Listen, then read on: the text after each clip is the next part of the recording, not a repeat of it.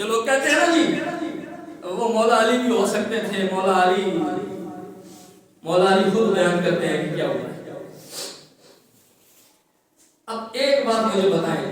تھوڑے سے دھیمے لہجے میں، آپ اگر مسجد کا امام رکھیں اور آپ کو پتا ہو چور ہے،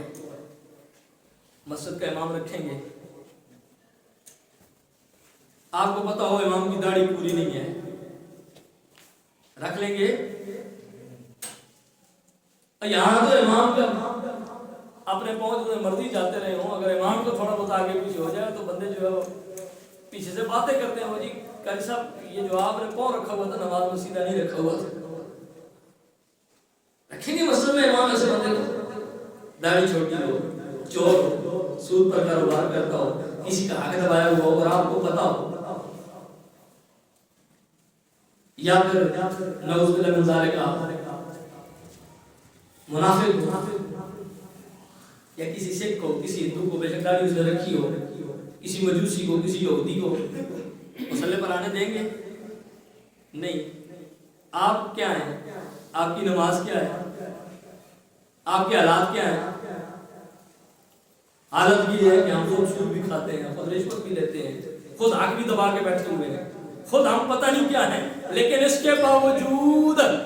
ہم نہیں چاہتے کہ ہماری مسجد میں امام وہ بنے جو ایسا شخص ہو۔ تو حضور جو فرما رہے ہیں کہ مروا ابا بکر فلیصلی بالناس، ابو بکر کو حکم دو، اور میں نے پہلے بتایا کہ ابو بکر کو آپ جیسے میرے جیسے لوگوں کا امام نہیں بنایا جا رہا تھا، ابو بکر کو مولا علی کا امام بنایا جا رہا تھا، ابو بکر کو فاروق اعظم کا امام بنایا جا رہا تھا، ابو بکر کو حضرت عثمان کا امام بنایا جا رہا تھا، صحابہ ہے نا اس لیے میں نام لے رہا ہوں۔ ابو بکر کو حضرت بلال کا امام بنایا جا رہا تھا، ابو بکر کو حضرت عمار کا امام بنایا جا رہا تھا۔ میں جو لوگ جن کو لوگ مانتے ہیں میں ان کی بات کر لیتا ہوں۔ ابو بکر کو حضرت سلمان فارسی کا امام بنایا جا رہا تھا، ابو بکر کو حضرت مقداد کا امام بنایا جا رہا تھا، ابو بکر کو وہ جو 10 جنتی جن کو جنتی ہونے کی بشارت دی گئی ہے ان 9 کا امام بنایا جا رہا تھا، چونکہ 10 میں تو خود امام ہے۔ ابو بکر کو وہ جو 313 بدر میں تھے ان 313 میں سے 312 کا امام بنایا جا رہا تھا۔ تو چھوٹی بات ہے یہ، آپ کی اور میری نمازوں کا تو مسئلہ نہیں ہے، یہ تو ابو بکر، یہ تو حضرت عمر، حضرت عثمان اور مولا علی کی نمازوں کا مسئلہ ہے، اور جن کی نمازوں کی مثال میں رب نے قرآن میں دی ہے، اور بالخصوص مولا علی کی نماز قرآن کے تحت تراہم رکعا سجدین یبتغون فضلا من اللہ ورضوانا، جیسا سجدہ علی کرتا ہے ایسا سجدہ بھی کائنات کے اندر کوئی نہیں کر سکتا، جیسا رکوع علی کرتا ہے ویسا رکوع بھی کائنات کے اندر کوئی نہیں کر سکتا۔ جن کے سجدے اور رکوع کو قرآن مثال بنا کے پیش کرتا ہے، یہ اس علی کی نماز کا مسئلہ ہے۔ امامت میں گڑبڑ ہو تو نماز میں گڑبڑ ہوگی، اس لیے حضور کا یہ کہنا کہ مروا ابا بکر فلیصلی بالناس اس بات کی دلیل ہے کہ امام صاحب ایمان بھی ہے اور صاحب فضیلت و تقویٰ بھی ہے، اور اس وقت جو لوگ موجود ہیں ان میں سے وہ سب سے افضل بھی ہے، اس لیے اس کو مسئلہ دیا گیا۔ اگلی بات، حضرت مولا کائنات نے یہ 4 چیزیں بیان کی، وہ امامت کے مسلح میں آنے پر مجھ سے سبقت لے گئے، اور یہ بات حضرت مولا کائنات فرماتے ہیں اگر میں چاہوں بھی تو ایسا نہیں ہو سکتا۔ حضور کریم نبی صلی اللہ علیہ وآلہ وسلم کی ایک اور روایت سماعت فرمائی، اور راوی مولا علی، میں نے بتایا تھا کہ آج مولا علی سے ہٹ کر بات کر رہی ہوں، لیکن سوچنے کا مقام یہ ہے کہ مولا علی کو مانو لیکن مولا علی کی نہ مانو، ایسا تو نہیں ہو سکتا۔ مولا علی کو ماننے کے ساتھ ساتھ مولا علی کی بھی ماننی پڑے گی، جس کو مولا علی نے امام مانا ہے اس کو امام ماننا پڑے گا، جس کو صاحب ایمان مولا علی نے مانا ہے اس کو صاحب ایمان ماننا پڑے گا، جس کو افضل مولا علی نے ماننا ہے اس کو افضل مولا علی کے ماننے کی وجہ سے ماننا پڑے گا، جس کے ہاتھ پر مولا علی نے بیعت کی ہے ان کے حوالے سے اپنی زبان کو لگام دینی پڑے گی۔ حضرت مولا کائنات علی المرتضیٰ شیر خدا رضی اللہ تعالیٰ عنہ فرماتے ہیں کہ ایک دفعہ ایسا ہوا کہ رسول اللہ صلی اللہ علیہ وآلہ وسلم نے مصلی امامت پر ابو بکر صدیق کو کھڑا کیا، یعنی نماز پڑھانے کے لیے۔ یہ اور روایت، بڑے بڑے منطقی لوگ ہیں نا، تو حضور سے بڑھ کر کون زیادہ علم والا ہے،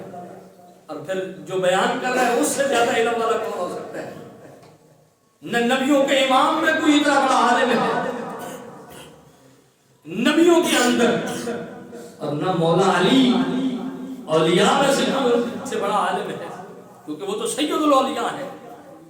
حضرت مولا کائنات فرماتے ہیں حضور نے مصلی امامت پر ابو بکر کو کھڑا کیا۔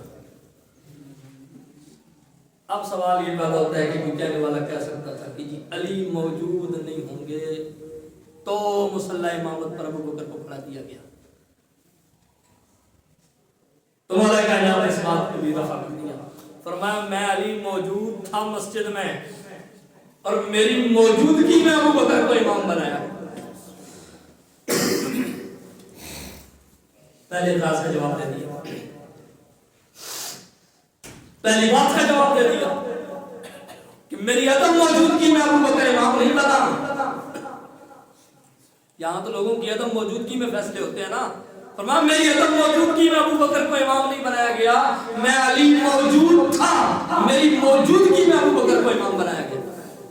ٹھیک ہو گیا جی، ابو بکر امام بن گیا آپ کی موجودگی میں، اب موجود بندہ بھی ہو سکتا ہے اس پوزیشن میں نہ ہو کہ امامت کرا سکے،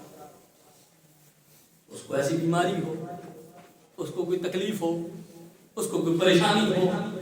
یا وہ اس امامت کے معیار پر پورا اترتا نہ ہو،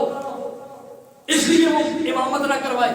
اس لیے اس کو امامت کے لیے نہیں بھیجا گا۔ مولا علی نے کہا نہیں میں موجود بھی تھا۔ اچھا یا علی آپ موجود تھے، آپ بیمار ہوں گے، اس لیے آپ کو مصلی امامت نہیں دیا گیا۔ فرمایا جب ابو بکر صدیق کو امام بنایا گیا نا، کتنی واضح اور شفاف الفاظ میں مولا علی ابو بکر صدیق کیا گیا، فرمایا نہیں میں موجود بھی تھا، اور اگلی بات میں بیمار بھی کوئی نہیں تھا، میں ٹھیک تھا، صحت مند تھا، تندرست تھا، لیکن میرے صحت مند ہونے کے باوجود، میرے موجود ہونے کے باوجود حضور نے مصلی امامت ابو بکر صدیق کو دیا۔ تو حضرت مولا کائنات فرماتے ہیں اگر، اب اگلی بات یہ بڑے کمال کی بات ہے، یہ بڑے لطف کی بات ہے، فرمایا اگر حضور مجھے چاہتے تو مصلی دے سکتے تھے، کیونکہ بیمار بھی نہیں تھا موجود بھی تھا، تو اگر چاہے، اور اگر وہ نبی چاہے تو بیماروں کو بھی دے سکتا ہے۔ اور اس کی میں مثال دیتا ہوں، حضور نے فرمایا کل یہ جھنڈا اس کو دیا جائے گا جس کے ہاتھ پر اللہ تعالیٰ خیبر میں فتح نصیب فرمائے گا۔ دوسرا دن آیا، سارے رات لوگ اسی خواہش میں تھے، صحابہ کرام تھے، بندے لوگوں کا نام لیتے ہیں، میں صحابہ کرام کی بات کر رہا تو سارے صحابہ کرام موجود تھے، ہر ایک کی خواہش تھی، اور نیکی کی خواہش کرنی چاہیے، اچھے کام کی خواہش کرنی چاہیے۔ جب صبح ہوئی حضور نے فرمایا آئینہ علی، علی کدھر ہے؟ اب آگے سے رپورٹ کیا دی گئی، علی بیمار ہے۔ اب یہاں پر علی موجود بھی نہیں ہے، علی بیمار بھی ہے۔ علی ادھر فرماتے ہیں میں موجود بھی ہوں، میں بیمار بھی کوئی نہیں، اس روایت میں ادھر علی موجود بھی نہیں ہے، علی بیمار بھی ہے۔ تو مولا علی کے حوالے سے فرمایا پہلے علی کو حاضر کیا جائے، پہلے علی کو لایا جائے، یعنی موجود نہیں ہے اس کو حاضر کیا جائے۔ یا رسول اللہ علی بیمار ہے، فرمایا لے آؤ۔ تو جو موجود نہیں تھے ان کو حاضر کیا گیا، لایا گیا، مولا علی آ گئے۔ اب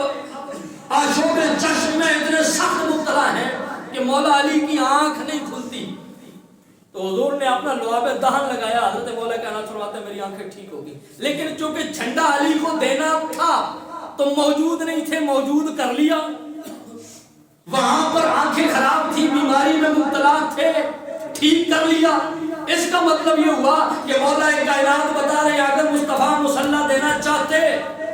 تو ویسے تو میں ٹھیک بھی تھا، موجود بھی تھا، اور اگر دینا چاہتے ہیں تو مصطفیٰ ایسا بھی کر سکتے ہیں، لیکن مولا کائنات فرماتے ہیں میری موجودگی میں، میری صحت مندی کی حالت میں مصلی ابو بکر صدیق کو دیا جانا اس بات کی دلیل تھی کہ حضور یہ پسند کرتے ہیں کہ ابو بکر ہمارے دین کا امام رہے۔ جو لوگ کہتے ہیں جو خلافت ظاہری ابو بکر کے پاس تھی، خلافت باطنی علی کے پاس تھی، یہ نماز دنیا داری ہے؟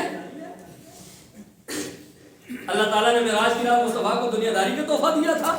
جس دنیا کو مصطفیٰ خود نہیں پسند کر رہے، اللہ تعالیٰ تحفے میں مصطفیٰ کو دے رہا ہے۔ تو نماز دنیا داری تو نہیں ہے، دین کا ستون ہے۔ الصلاۃ عماد الدین، نماز کو دین کا ستون کہا گیا۔ اس نماز کے لیے امامت ابو بکر کو دی گئی، اور مولا علی فرماتے ہیں اس دن کے بعد ہم نے فیصلہ کر لیا کہ اگر نبی نے ابو بکر کو ہمارے دین کا امام بنا دیا ہے، ہم دنیا کا امام بھی ابو بکر کو تسلیم کریں گے۔ یعنی دین کی امامت ہم نے قبول کر لی، نماز بھی پڑھی، اگر دنیا میں حکومت ابو بکر کو ملی تو ہم ابو بکر کی حکومت کو بھی تسلیم کریں گے۔ حضرت ابو شریح فرماتے ہیں کہ منبر پر حضرت علی کو میں نے یہ بیان کرتے ہوئے سنا کہ حضرت ابو بکر صدیق بڑے ثابت قدم والے، پختہ دل والے تھے۔ یار قربان جائیں، کیسے کیسے لوگ کیسی کیسی روایتیں بیان کر دیتے ہیں، طبیعت خوش ہو جاتی ہے لیکن اندر منافقت نہ ہوتی۔ اس کا مطلب یہ ہوا یہ ممبر ابو بکر صدیق کو بھونکنے کے لیے نہیں بنے۔ ابو شریحہ فرماتے ہیں اس ممبر پر علی جیسا امام ہو تو ابو بکر صدیق کی شان بیان کرتا ہے۔ پتہ کیا چلا؟ جس کا علی سے تعلق ہوگا ممبر پر ابو بکر کی شان بیان کرے گا۔ اور یہ تو قربان ہے کہ ابو بکر صدیق کی شان کے لیے اللہ نے چنا ہی پاک لوگوں کو ہے۔ مولا علی نے ممبر پر حضرت ابو بکر صدیق کی شان بیان فرمائی۔ اور اس سے اگلی روایت حضور کریم نبی صلی اللہ علیہ وسلم کی احادیث پاک حضرت مولا کائنات فرماتے ہیں کہ مجھے رسول اللہ صلی اللہ علیہ وسلم نے یہ بات بیان فرمائی۔ یہ ابو بکر صرف مصطفیٰ کا انتخاب نہیں ہے۔ حضور فرماتے ہیں میں نے 3 بار علی تیری حوالے سے اللہ کی بارگاہ میں دعا کی، 3 بار میں نے یہ چاہا ہے کہ اللہ تعالیٰ تجھے سب پر مقدم کرے، ہر حوالے سے، امامت کے حوالے سے یا دیگر جو معاملات ہیں، خلافت کے حوالے سے میں نے اللہ سے 3 بار دعا کی ہے۔ لیکن حضور فرماتے ہیں کہ اللہ تعالیٰ سے جب میں نے سوال کیا تو اللہ تعالیٰ نے ابو بکر کے علاوہ کسی کا نام ہی نہیں لیا، اور میں 3 بار مجھے جواب آیا یہ بات ہو سکتی ہے لیکن ابو بکر کے بعد ہوگی۔ تو اس کا مطلب یہ ہوا مصطفیٰ بھی نہیں چاہتے کہ ان کے مصلے پر ابو بکر کے علاوہ کوئی اور آئے، اور خدا بھی نہیں چاہتا کہ ابو بکر سے پہلے کوئی اور آئے۔ حضرت مولا کائنات علی مرتضی شریف خدا رضی اللہ تعالیٰ عنہ آپ فرماتے ہیں کہ اللہ کی عزت و جلال کی قسم ہے، قرآن مجید میں ابو بکر اور حضرت عمر کی حکومت کا ذکر موجود ہے۔ لوگ تو کہتے ہیں خلافت کی بات کوئی نہیں ہے، قرآن کے اندر فرمایا وَإِذْ أَسَرَّ النَّبِيُّ إِلَىٰ بَعْضِ أَزْوَاجِهِ حَدِيثًا، سورہ تحریم کی آیت کریمہ ہے۔ فرمایا اور نبی نے مخفی طور پر کسی زوجہ کو یہ بات بتائی۔ مفسرین نے اس کی تفسیر کرتے ہوئے خود مولا علی بیان کر رہے ہیں۔ فرمایا نبی رحمت صلی اللہ علیہ وسلم نے حضرت حفصہ کو جو حضرت عمر فاروق کی بیٹی ہیں ان کو یہ بتا دیا تھا کہ اللہ تعالیٰ تیرے باپ کو یعنی حضرت عمر کو اور اللہ تعالیٰ عائشہ کے باپ یعنی ابو بکر صدیق کو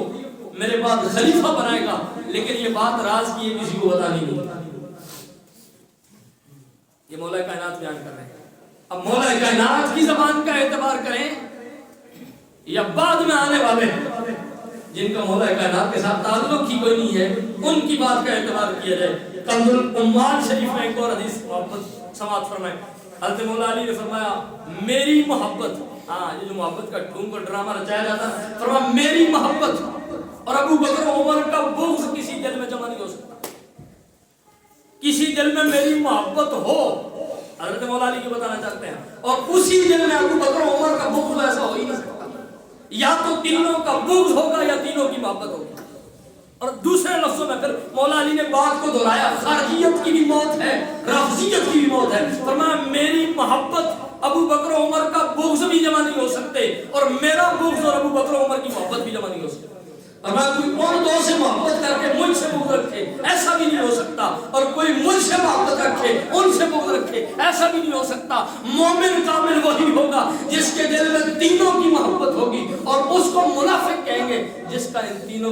کے دل کے اندر ان تینوں کا بغض موجود ہوگا۔ تو یہ مولا کائنات، یہ کنز الاموال شریف کی روایت ہے، اور حضور کریم نبی صلی اللہ علیہ وآلہ وسلم نے اور مولا علی کی بات بتاؤں۔ حضرت مولا علی فرماتے ہیں اس لیے میں نے آج شروع سے تقریر سے لے کر حتیٰ کہ قرآن کی آیت کی جو تفسیر والذی جاء بالصدق وصدق بہ اولئک هم المتقون کی جو تفسیر کبیر کی روشنی میں،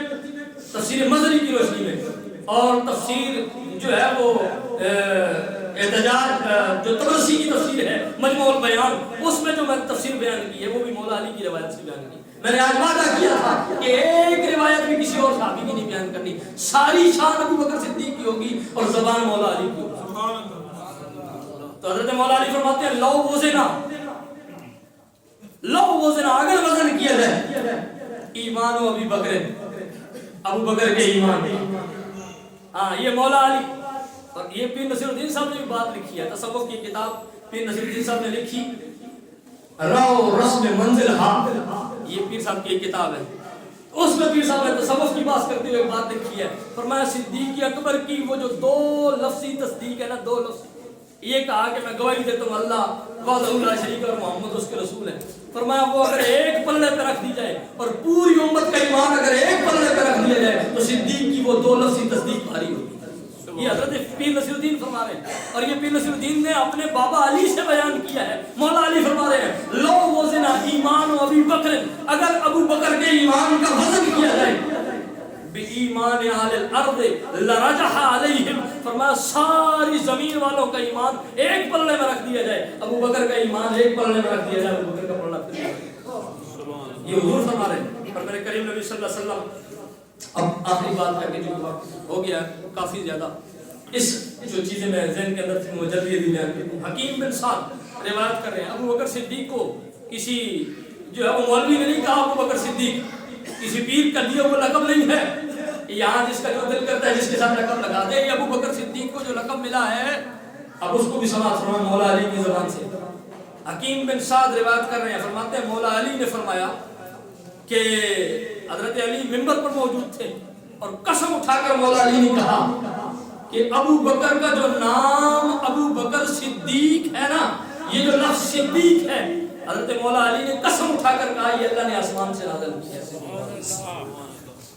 ابو یحییٰ بیان کرتے ہیں فرمایا میں نے بارہا حضرت علی کو منبر پر سنا، ہاں علی نے منبر پر ابو بکر صدیق کی شان ہی بیان کی ہے، اس لیے علی کا وفادار وہی ہوگا جو منبر پر ان صحابہ کی شان کو بیان کرے گا۔ فرمایا ابو یحییٰ بیان کرتے ہیں میں نے بارہا حضرت علی کو یہ بات منبر پر فرماتے ہوئے سنا ہے کہ اللہ تعالیٰ نے اپنے رسول کو اپنی زبان سے ابو بکر صدیق کہا ہے، یعنی رسول اللہ صلی اللہ علیہ وسلم کی زبان سے اللہ تعالیٰ نے ابو بکر کو صدیق کہا، اللہ نے بھی ابو بکر کو صدیق کہا۔ مولا علی کی روایت رسول اللہ نے بھی ابو بکر کو صدیق کہا، مولا علی کی روایت۔ اور حضرت علی فرماتے ہیں کہ ابو بکر کے بارے میں سوال ہوا تو آپ نے فرمایا، حضرت علی سے جب سوال کیا گیا حضرت ابو بکر کے بارے میں تو آپ نے فرمایا اللہ تعالیٰ نے اپنی نبی کی زبان سے ابو بکر کو صدیق کہا ہے اور جبریل کی زبان سے ابو بکر کو صدیق کہا ہے۔ اللہ نے ابو بکر کو صدیق کہا، جبریل نے ابو بکر کو صدیق کہا اور رسول اللہ صلی اللہ علیہ وسلم نے ابو بکر کو صدیق کہا۔ اگلی بات حضرت مولا علی رضی اللہ تعالیٰ عنہ سے روایت ہے، وعن علی قال جاء جبرائیل علیہ السلام، حضرت علی سے روایت ہے، فرمایا حضرت مولا کائنات فرماتے ہیں کہ جبریل امین میرے پاس آئے اور فقال له، میں نے ان سے پوچھا جبریل سے من یہاجر معی، میرے ساتھ ہجرت کون کرے گا، میرا ہجرت کا ساتھی کون ہوگا، تو فقال ابو بکر، حضرت جبریل نے فرمایا وہ ابو بکر ہوں گے، وہ صدیق جس کو رب نے صدیق بنایا ہے۔ تو اس کا مطلب یہ ہوا کہ جبریل امین بھی حضرت ابو بکر کو صدیق کہہ رہے ہیں۔ اب ائمہ اہل بیت میں سے امام کا نام ہے امام محمد باقر، یہ بیٹے ہیں امام زین العابدین کے، اور امام زین العابدین بیٹے ہیں امام حسین کے، اور امام حسین بیٹے ہیں مولا علی کے۔ یہ امام محمد باقر جو پوتے ہیں امام حسین کے، وہ امام محمد باقر، ان سے کسی نے پوچھا فتویٰ کہ اے امام آپ بتائیں تلوار کی جو دستی ہوتی ہے اس پر چاندی چڑھانا یہ جائز ہے یا نہیں، تو حضرت امام باقر نے کہا کہ بالکل چڑھانا جائز ہے۔ اس نے کہا جناب دلیل کیا ہے کہ چاندی کا جو دستہ ہے وہ بنایا جائے؟ فرمایا یہ کام ابو بکر صدیق کیا کرتے ہیں۔ وہ بندہ چونکہ ملانگ ٹائپ تھا، اس نے کہا جناب آپ بھی ابو بکر کو صدیق مانتے ہیں؟ تو حضرت امام محمد باقر نے کہا ہاں میں صدیق مانتا ہوں، اور آپ ایک امام جوزی کی روایت ہے آپ نے منہ قبلے کی طرف کر لیا، آپ نے فرمایا اللہ تعالیٰ اس کو دونوں جہانوں میں سچائی نہ کرے جو ابو بکر کو صدیق نہ مانے۔ اچھا یہ تو تھی بیٹے کی روایت۔ امام زین العابدین سے امام محمد باقر کہتے ہیں میں نے پوچھا، یہ امام